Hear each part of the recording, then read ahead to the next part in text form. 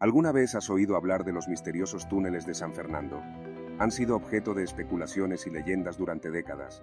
Pero, ¿cuál es la verdad detrás de ellos?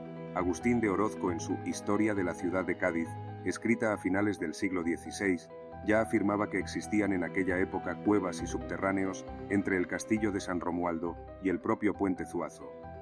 De una parte nos confirma la existencia de cuevas y subterráneos, y de otra, la existencia de un núcleo de población, que bien podría ser el San Fernando medieval, lugar de la Puente, o quizás, por la envergadura de las construcciones, un asentamiento de una época más antigua.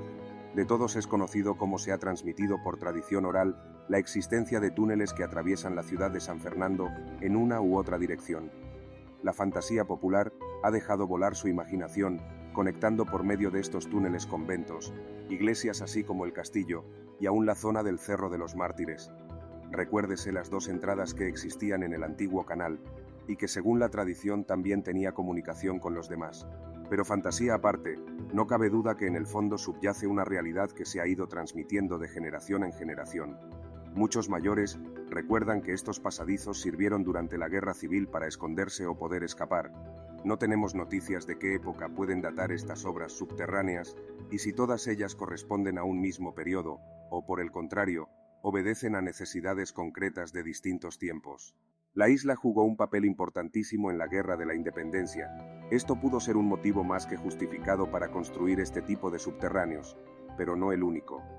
Sabemos que durante el siglo XVI, la isla de León se vio asaltada en diversas ocasiones.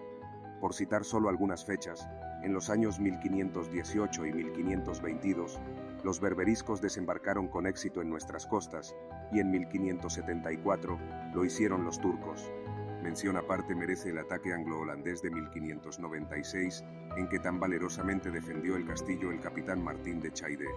El franciscano Fray Pedro de Abrey nos narra estos sucesos y los continuos ataques que sufrió el castillo por parte de los soldados ingleses, al mando del general de artillería Cristóbal Blount, padrastro del conde de Essex. Dice que durante esos días, intentaron muchas veces batir el castillo con gruesos escuadrones y cercándolo por todas partes.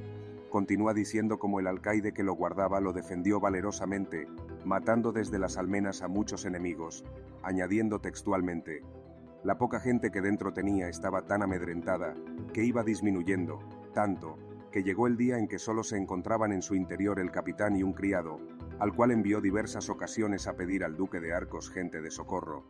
Este le remitió al duque de Medina con sus demandas. Más adelante continúa: despachó finalmente al duque de Arcos dándole cuenta del peligro en que estaban.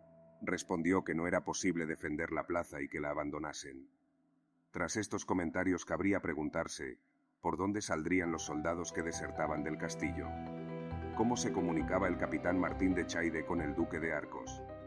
La única respuesta que se nos ocurre es a través de túneles. Algunos indicios de dichos túneles.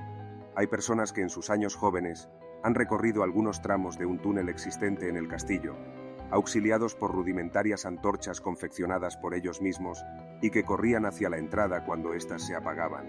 Cualquiera de ellos podría señalar el lugar exacto donde se encuentra la misma. Recientemente, en junio de 2020, salieron a la luz los restos de un aljibe del siglo XVIII, en las obras que se estaban realizando en la calle Calderón de la Barca, detrás del ayuntamiento.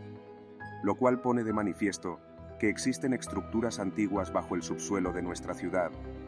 Recordemos que todos los que han estudiado en el liceo han recorrido, hasta donde la oscuridad y el miedo se lo han permitido, los túneles existentes en la iglesia del Carmen. En el tristemente desaparecido Mesón del Duque, existían igualmente estos pasadizos, que eran conocidos por muchos vecinos que allí vivían, quienes podían señalar dónde se encontraba la entrada de los mismos. Cuando se realizó el derribo y la excavación para el garaje subterráneo, los vecinos colindantes recuerdan un gran estruendo, posiblemente la explosión de gases acumulados, que impactó en los desagües de la calle y de las casas, quedando al descubierto una entrada que atraviesa en vertical el callejón de Crocker. Esta entrada, con arco de medio punto, fue rápidamente hormigonada por la empresa constructora. Estaba realizada con sillares de piedra ostionera, teniendo unas dimensiones aproximadas de 1 metro de ancho y unos 2 metros y 20 centímetros de altura.